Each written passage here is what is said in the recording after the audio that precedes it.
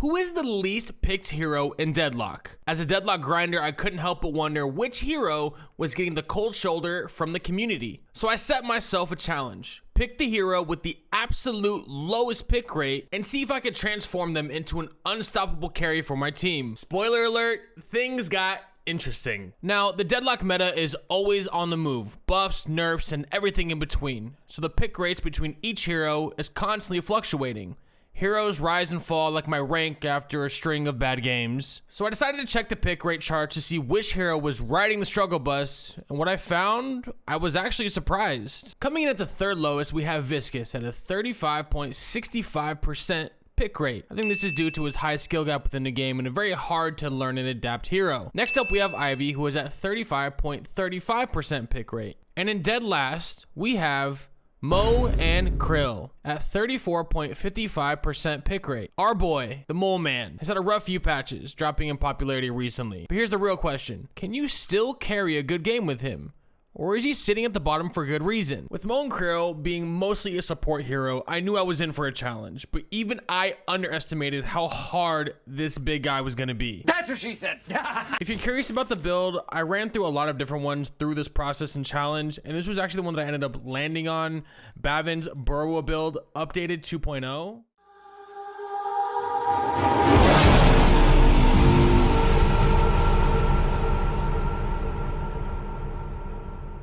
Okay, game one was all about learning. As a Haze main myself, really all I have to do is press forward to be effective. I didn't pressure myself too much. I needed to figure out what build worked for me, as well as learn how to play Mo Krill properly. Knowing that he's mostly a support hero put me in a space where I had to get soul advantage, win my lane, and figure out the best way to snowball effectively. It was definitely a bumpy ride. But there were a few flashes of hope when I finally started getting those alt stuns in, making the enemy team question all of their life choices. But those moments were very far and few in between with this game one when I start laning against a far superior experienced Warden player.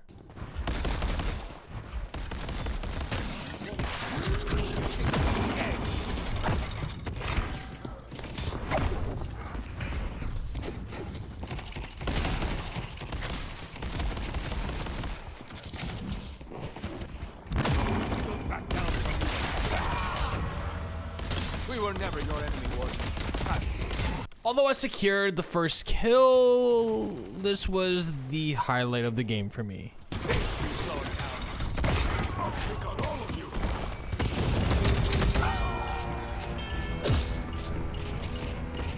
guess even if he ults, I need to get out of that, because even if I use my ult on him, it won't matter. Keep fighting.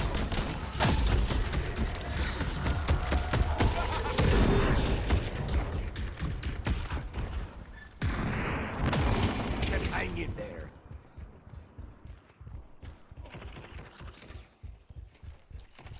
I gotta go. That lift really fucked me up. My bad. I don't know how he got away. I missed my punch because the lift, unfortunate. Well, we got the 7. Yeah, it's not your fault. How the fuck Just unfortunate timing, that's all.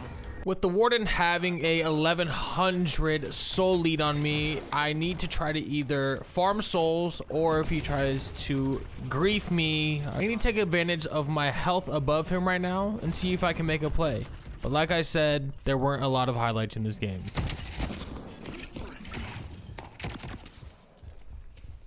I'm gonna lose yellow here. In your eye.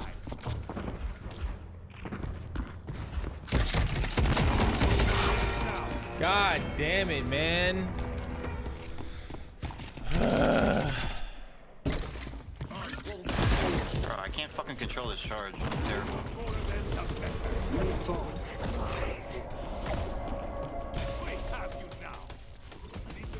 Our yellow army has been destroyed.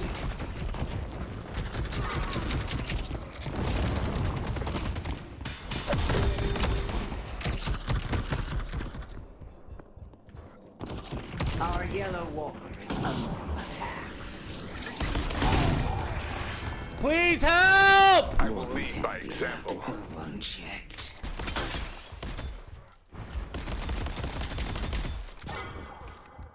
Yeah, I love how. Okay, let's pause for a second. Firstly, I'm about to get real angry after this. And you might be asking why. Well, we're currently at a 30,000 soul disadvantage. This warden has not left purple lane. Ideally, I can leave purple lane and go try to jungle or get into a team fight. But because this warden is the most fed in the lobby, I can't let him into our base for free. 10k Mo and Krill versus a 20k warden. Viscous can just sit in lane and just have 4k more than me. I should just set in my fucking lane. Yeah, the farming in this game is so broken. It makes no sense. I should just sit in my lane and AFK like he does. He doesn't fight me. He just kills. That's the problem I have with this game. The reason I kept coming over is because he's just sitting there doing nothing. Yep, that's the problem I have with this game. It rewards you for not, but it is worse than any other MOBA by far, Hayes, on that aspect.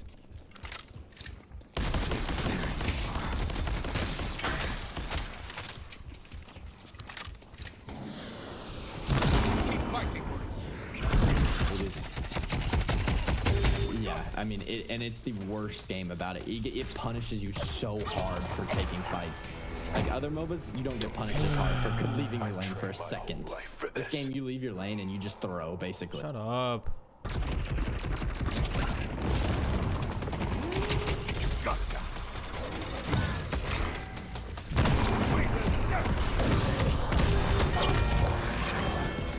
None of my team wants to fucking do anything. will stop me. None of my team wants to do anything. To getting Guardians of Purple. Don't know what the fuck we're pushing lanes for. When we have litty people in our fucking spawn, bro. We have the most fed person in the game that has been in my lane the entire time. And nobody wants to do fucking anything.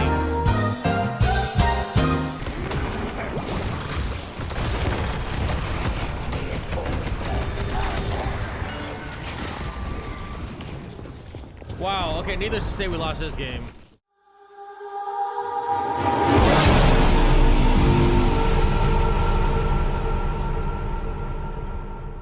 As we load into game 2, I'm doubting myself completely. Low confidence, low self-esteem that am I ever even gonna be able to do this challenge became a reality.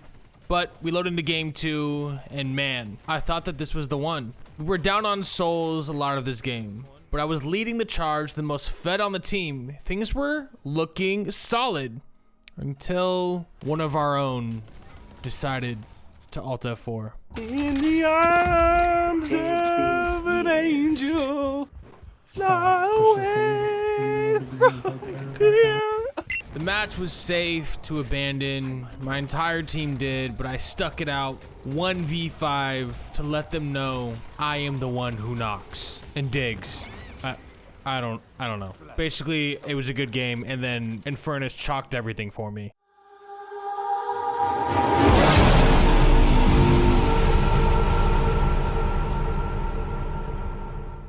Game 3 was queued up and ready to play. This one was an hour-long battle of will.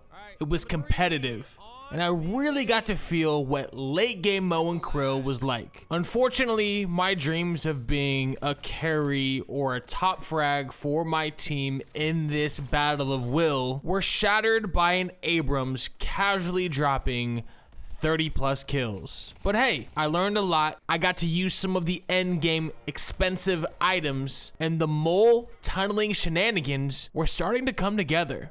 Ults that last entirely too long. Disarmings that lead into heavy melees. Sustainability, damage, and control is exactly what is a Mo and Krill in late game. 2 hours later. Slowing X on 7.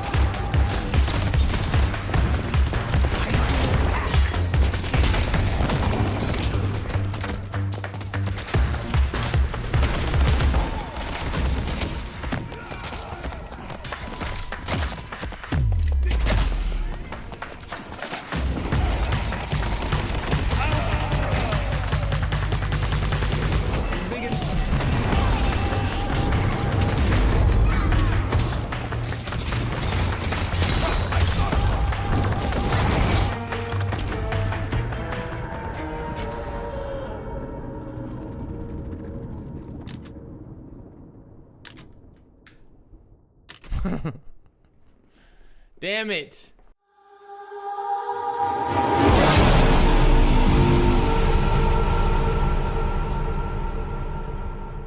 But they have a ton of DPS on their team. Holy shit.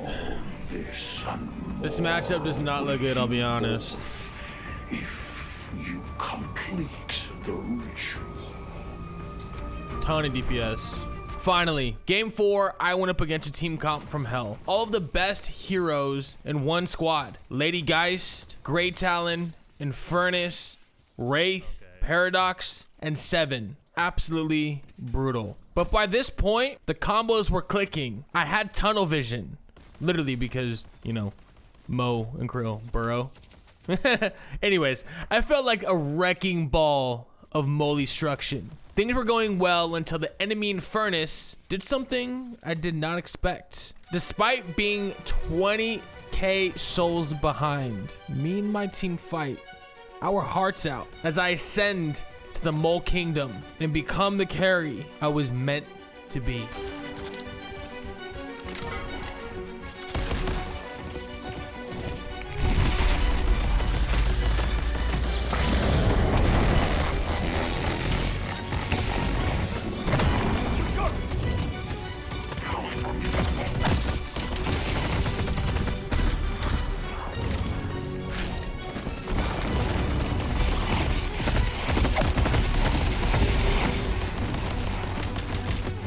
How is he not dead?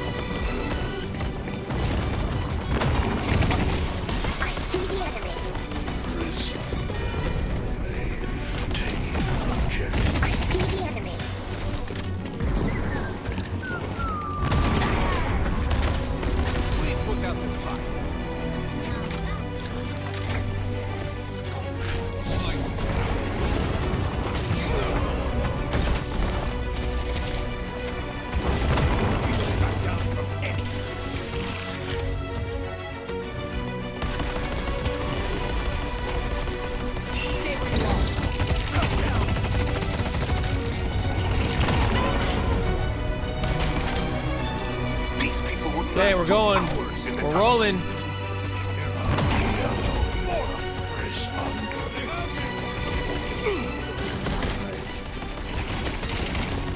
We keep this up, they will give a chance in hell.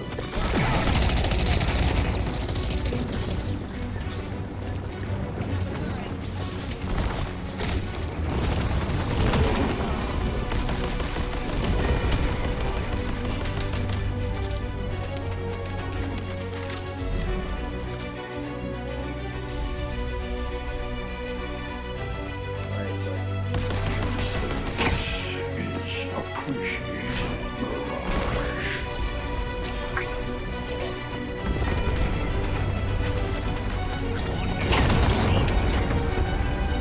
Walker is under attack. Maurice and I are just getting started. Let's deal. Reposition. Keep fighting. Go for it. The urn has been dropped. I see Wraith. Go.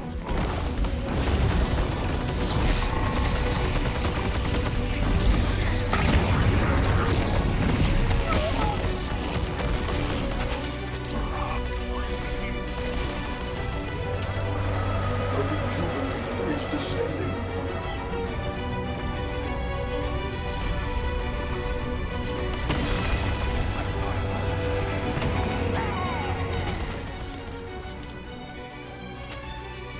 And just like that, the Infernus makes the stupidest decision you could make in Deadlock. trying to solo mid-boss. We get the Rejuvenator, but little did we know, because of this team composition, this would still be a competitive fight.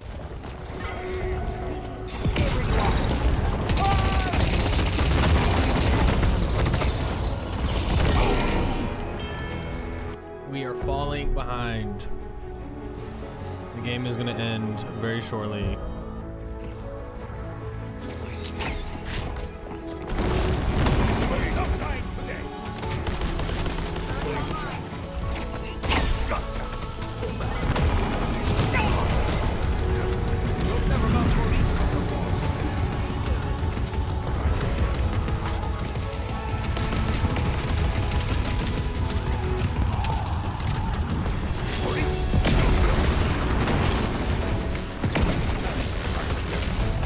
Uh-oh.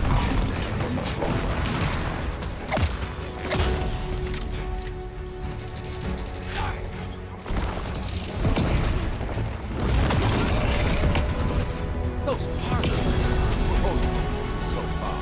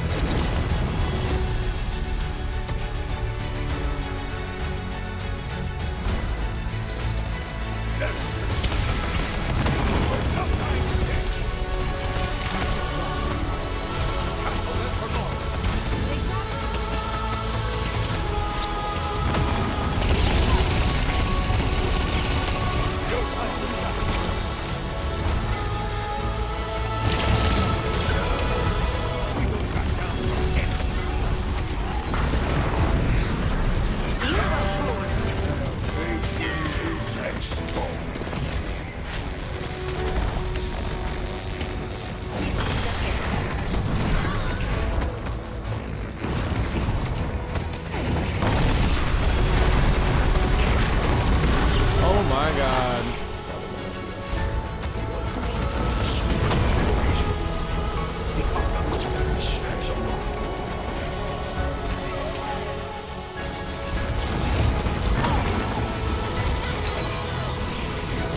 Can't just end. Maybe we can.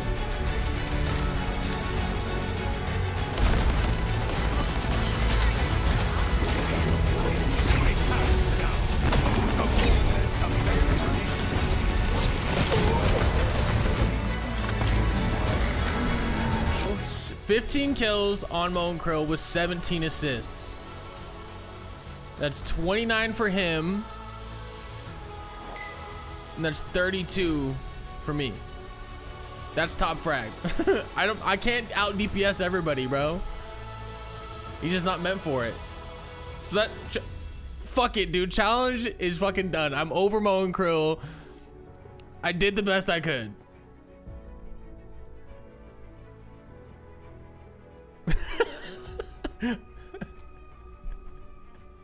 Enjoy the thank you for watching. I'll see you in the next one.